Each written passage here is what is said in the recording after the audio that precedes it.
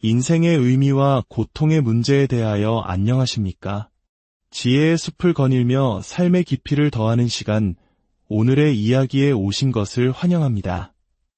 오늘 우리가 함께 나눌 이야기는 인류가 존재한 이래로 단 한순간도 멈추지 않았던 질문, 바로 왜 우리는 고통받는가에 대한 깊은 성찰입니다.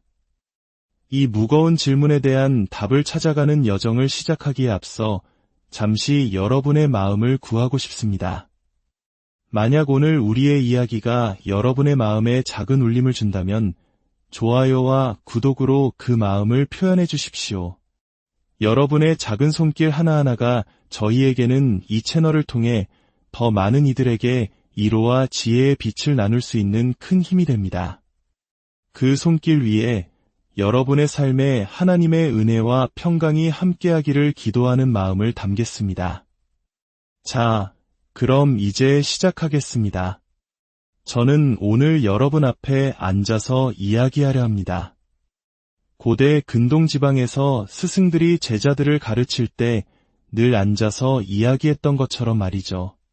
어쩌면 나이가 들어서이기도 하지만 이 자세가 우리를 좀 더 깊은 대화로 이끌어줄 것이라 믿습니다. 전 세계 수많은 대학의 젊은이들을 만나면서 저는 한 가지 공통점을 발견했습니다. 그것은 바로 우리 모두가 예외 없이 삶의 의미와 중요성을 찾아 헤매고 있다는 사실입니다.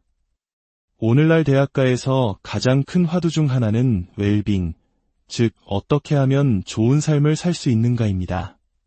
그리고 이 질문을 조금만 깊이 파고들면 우리는 피할 수 없는 거대한 벽과 마주하게 됩니다. 바로 고통과 악의 문제입니다.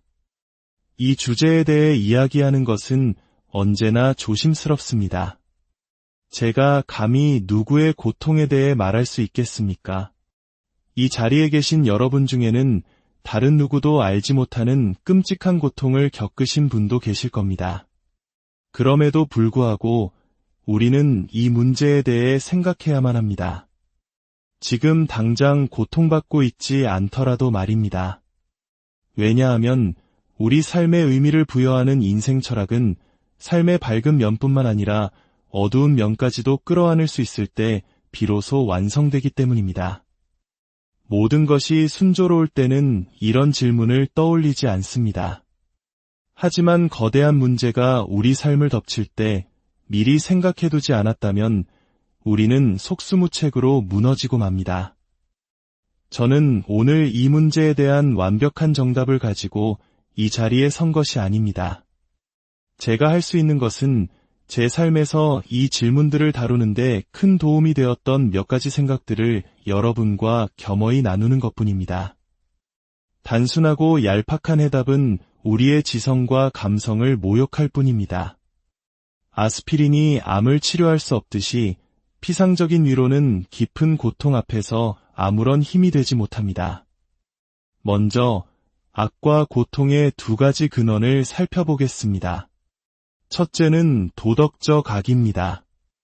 이것은 우리 인간이 서로에게 저지르는 끔찍한 일들을 말합니다. 전쟁, 폭력, 증오 같은 것들이죠. 둘째는 자연적 악입니다. 지진, 쓰나미, 질병과 같이 인간의 개입 없이 발생하는 자연재해를 의미합니다. 물론 이 둘은 밀접하게 연결되어 있기도 합니다. 인간의 탐욕이라는 도덕적 악이 무분별한 산림 파괴로 이어지고 그 결과 다음 세대가 굶주리는 자연재해를 낳을 수도 있으니까요. 또한 이 문제를 바라보는 두 가지 관점이 있습니다. 하나는 암을 연구하는 종양학자의 지적인 관점이고 다른 하나는 췌장암으로 3개월 시한부 선고를 받은 환자의 감정적인 관점입니다. 고통을 관찰하는 것과 직접 겪는 것은 전혀 다른 차원의 문제입니다. 오늘 이 자리에는 이 두 가지 관점이 모두 섞여 있을 것입니다. 현재 고통받고 있는 분에게는 감정적인 질문이 더 크게 다가올 것이고 그렇지 않은 분에게는 지적인 질문이 더 중요하게 느껴질 수 있습니다.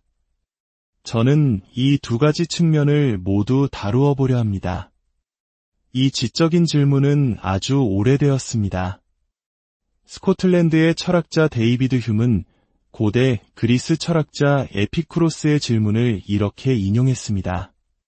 하나님은 악을 막을 의지는 있으나 능력이 없는가? 그렇다면 그는 전능하지 않다. 능력은 있으나 의지가 없는가?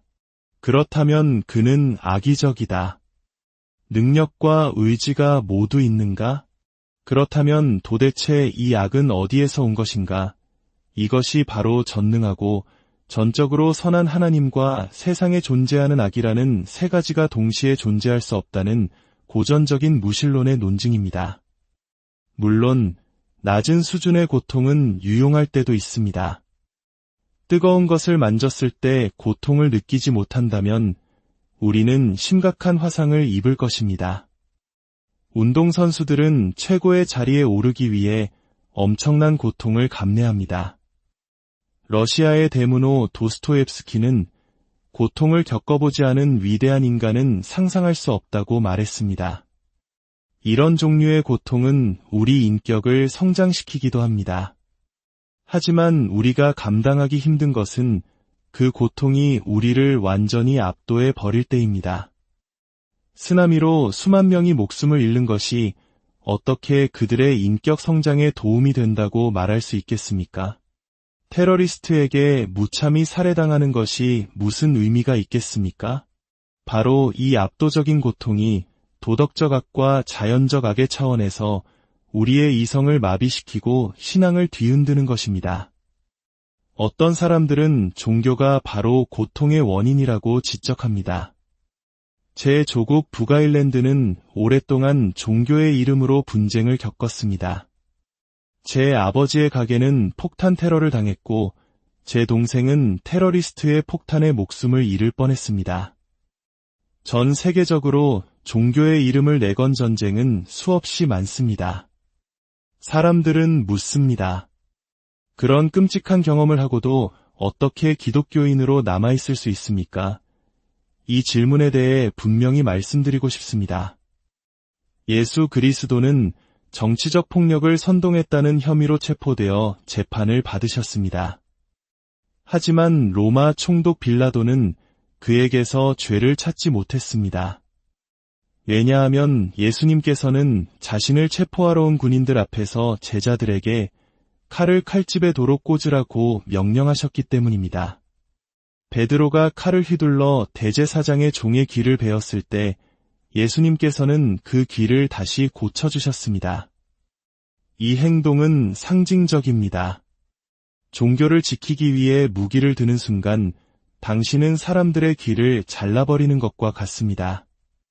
그들은 더 이상 당신의 메시지를 듣지 않을 것입니다. 슬프게도 수많은 사람들이 기독교의 이름으로 칼과 총을 들었습니다. 하지만 분명히 말하건대 그들은 진정한 의미의 기독교인이 아닙니다. 기독교인은 예수 그리스도를 따르는 사람이며 예수 그리스도를 따르는 사람은 폭력에 가담하지 않습니다. 위조 지폐가 존재한다고 해서 진짜 화폐가 없다는 증거가 되지는 못하는 것과 같은 이치입니다. 동시에 우리는 다른 한쪽 면도 보아야 합니다. 20세기에 인류가 흘린 피는 그 이전의 모든 세기를 합친 것보다 많습니다. 그리고 그 피의 대부분은 스탈린, 마오쩌둥, 폴포트와 같은 무신론 정권에 의해 흘려졌습니다. 러시아의 지성인 알렉산드르 솔제니치는 이렇게 말했습니다. 수백만 동포를 죽음으로 몰아넣은 이 거대한 재앙의 원인을 한 문장으로 요약하라고 한다면 나는 이렇게 말할 것이다. 우리는 하나님을 잊어버렸다. 이처럼 우리는 고통 앞에서 다양한 반응을 보입니다. 어떤 이는 운명론에 빠지고 어떤 이는 전생의 업보라고 말하며 어떤 이는 고통이 욕망에서 비롯된 환상일 뿐이라고 합니다.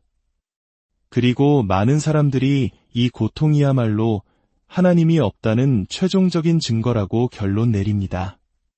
저명한 무신론자 리처드 도킨스는 이렇게 말했습니다. 이 우주에는 선도, 악도, 정의도 없다. 오직 DNA가 있을 뿐이고 우리는 그 음악에 맞춰 춤을 출 뿐이다. 저는 이런 이유로 무신론자가 된 사람들의 마음에 깊이 공감합니다. 아우슈비츠의 참상을 마주하고 눈물을 흘리지 않을 사람이 어디 있겠습니까? 그 압도적인 악 앞에서 우리의 이성은 회로가 끊어지는 듯한 충격을 받습니다. 하지만 잠시 지적으로 이 문제를 따라와 보십시오.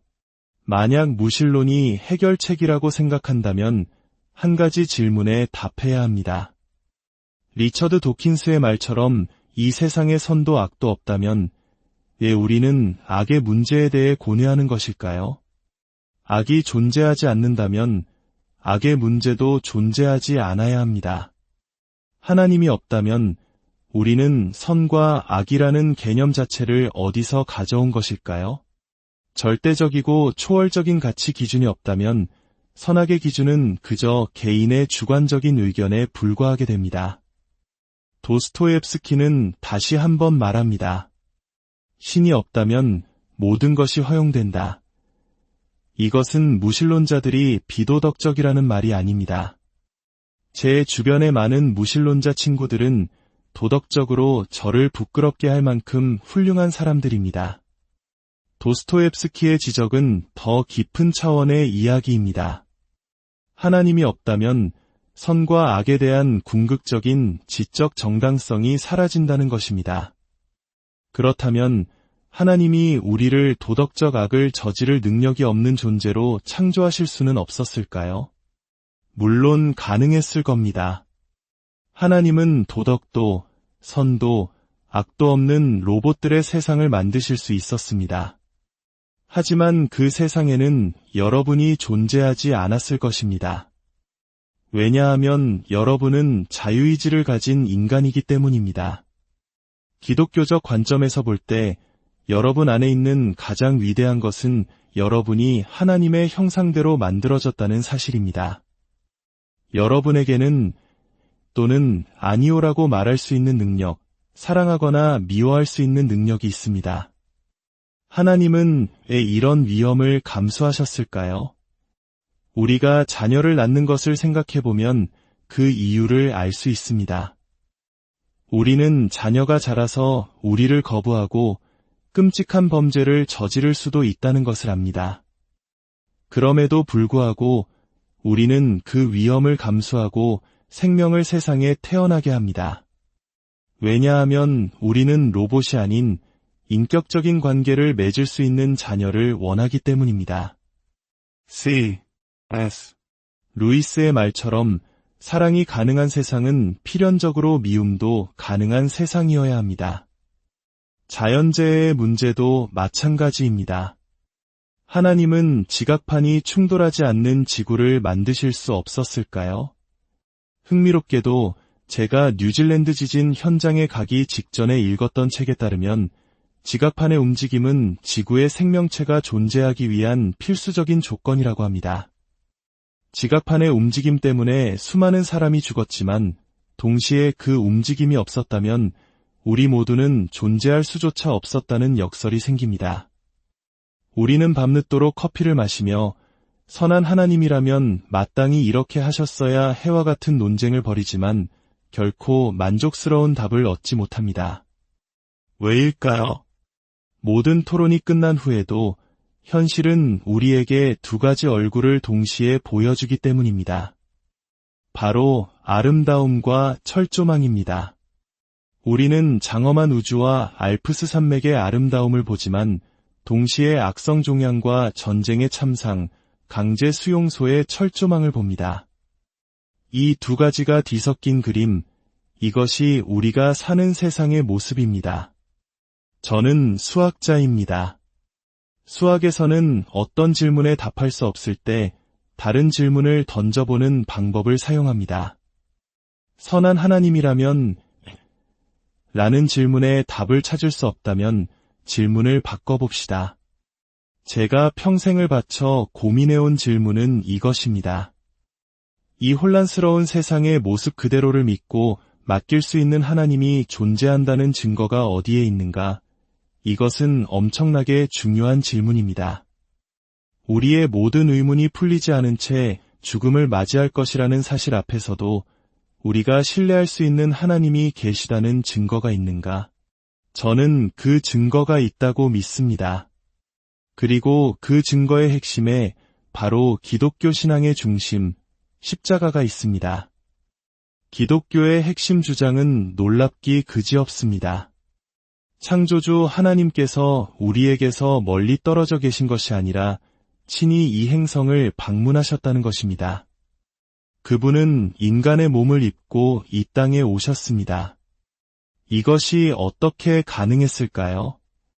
인간이 바로 그분의 형상대로 창조되었기 때문입니다. 이것은 우리 인간에게 무한한 가치를 부여합니다. 만약 예수님이 그분의 주장대로 성육신하신 하나님이시라면 질문은 이렇게 바뀝니다. 하나님께서 왜 십자가 위에 계신가? 그 답은 명백합니다. 하나님께서는 인간의 고통을 외면하지 않으시고 친히 그 고통의 일부가 되셨다는 것입니다. 저는 이런 하나님이라면 신뢰하기 시작할 수 있습니다. 이야기는 여기서 끝나지 않습니다. 만약 예수님이 십자가에서 죽으신 채로 끝났다면 우리는 그분의 이름을 들어보지도 못했을 것입니다. 우리가 그분을 아는 이유는 역사상 유일무이하게 그분께서 죽음에서 부활하셨기 때문입니다. 더 정확히는 하나님의 능력으로 다시 일으켜지셨기 때문입니다. 이 부활 사건은 모든 것을 바꾸어 놓았습니다. 그것은 시공간과 역사 속에서 하나님의 주장이 입증되었음을 의미합니다. 그리고 부활은 우리에게 궁극적인 소망을 줍니다. 바로 정의에 대한 소망입니다. 아우슈비츠에서 비명을 지르며 죽어간 수많은 여성과 아이들에게는 정말 아무런 정의도 없는 것일까요? 무실로는 결국 그들의 죽음이 끝이라고 말합니다. 그들에게는 아무런 정의도 없을 것이라고 말합니다. 저는 그렇게 믿지 않습니다. 11분의 구테러를 저지른 자들이 영원히 처벌받지 않고 넘어갈 것이라고 믿지 않습니다. 초대교회의 사도 바울은 당시 지성의 중심지였던 아테네의 아레오바고 법정에서 이렇게 선포했습니다. 여러분, 마지막 심판이 있을 것입니다. 하나님께서 한 사람을 정하셔서 세상을 공의로 심판하실 날을 작정하셨기 때문입니다. 그리고 그 증거로 하나님께서는 그를 죽은 자 가운데서 다시 살리셨습니다. 부활은 최종적인 심판이 있으며 억울하게 죽어간 모든 이들의 눈물을 닦아줄 정의가 실현될 것이라는 하나님의 약속입니다. 물론 이 심판대 앞에서 저는 어디에 서게 될까요? 저 역시 죄인입니다. 바로 여기에 기독교 복음의 놀라운 비밀이 있습니다. 그리스도께서는 십자가에서 죽으실 때 바로 저의 죄, 제가 저지른 모든 잘못을 대신하여 죽으셨다는 것입니다. 그리고 이 사실을 믿고 회개하는 모든 사람에게 하나님과의 화평과 자유, 그리고 궁극적인 정의에 대한 확신을 선물로 주십니다. 이것은 엄청난 이야기입니다. 하지만 옥스퍼드 대학의 교수로서 이런 이야기를 하는 것이 이상하게 들리십니까? 옥스퍼드 대학의 모토는 다머너스 일로머네이쇼 메이어, 즉 주님은 나의 빛입니다.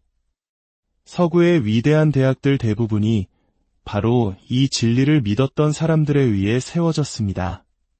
우리는 그 사실을 너무나 빨리 잊어버렸습니다.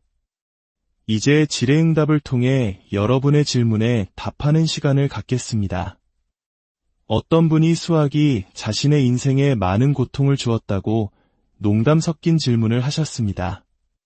저는 수학이 주는 고통은 유익한 고통의 범주에 속한다고 생각합니다.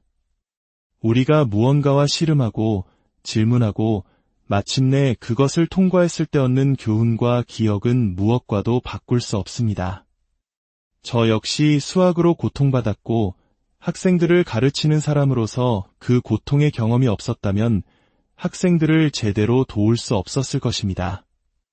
11분의 구테러 이후 피해자들의 반응이 용서하는 그룹과 복수를 원하는 그룹으로 나뉜다는 이야기도 매우 중요합니다. 기독교에서 말하는 용서에는 두 가지 의미가 있습니다. 첫째는 내 안에서 그 상처를 떠나보내 그것이 나를 파괴하지 않도록 하는 것입니다. 이것은 반드시 해야 합니다. 둘째는 가해자를 공개적으로 용서하고 관계를 회복하는 것입니다. 이것은 상대방의 진정한 회개가 없이는 불가능합니다. 회개하지 않는 사람을 무조건 용서하는 것은 그의 잘못이 아무것도 아니라고 말해주는 것과 같기 때문입니다. 그것은 도덕적으로 옳지 않습니다. 하나님조차도 회개하지 않는 자를 용서하지 않으십니다. 그러나 진심으로 회개하고 돌아온다면 우리의 삶이 아무리 망가졌더라도 하나님은 우리를 용서하시고 새롭게 하십니다. 어떤 분은 이렇게 묻습니다. 하나님은 왜 어떤 사람은 암이나 교통사고 같은 끔찍한 상황에서 구해주시고 어떤 사람은 그렇지 않으신가요? 솔직히 말해 저는 그 답을 모릅니다. 하나님의 길은 우리의 이해를 넘어섭니다. 우리는 여전히 아름다움과 철조망이 뒤섞인 세상에 살고 있습니다. 그래서 저는 왜라는 질문 대신 신뢰할 수 있는가라는 질문으로 돌아갑니다. 저는 성경에서 약속하는 소망을 믿습니다. 이 세상이 끝이 아니며 죽음 너머에 또 다른 세상이 있다는 것을 믿습니다. 그리고 그곳 천국에 대한 묘사 중 하나는 하나님께서 우리의 눈에서 모든 눈물을 닦아 주신다는 것입니다. 이 얼마나 놀라운 은유입니까? 우리의 가장 연약하고 민감한 부분을 만져주시고 이 땅에서 풀리지 않았던 모든 질문에 답해주시고 우리의 모든 상처를 치유해주시는 하나님을 저는 믿습니다. 오늘 이 이야기를 통해 여러분의 마음에 작은 위로와 희망의 빛이 비추어졌기를 소망합니다. 세상의 모든 고통과 의문 속에서도 우리를 사랑하시어 친히 고통의 한복판으로 들어오셨던 그 하나님을 신뢰하며 나아갈 수 있기를 바랍니다. 여러분과 여러분의 가정에 하나님의 평강이 가득하기를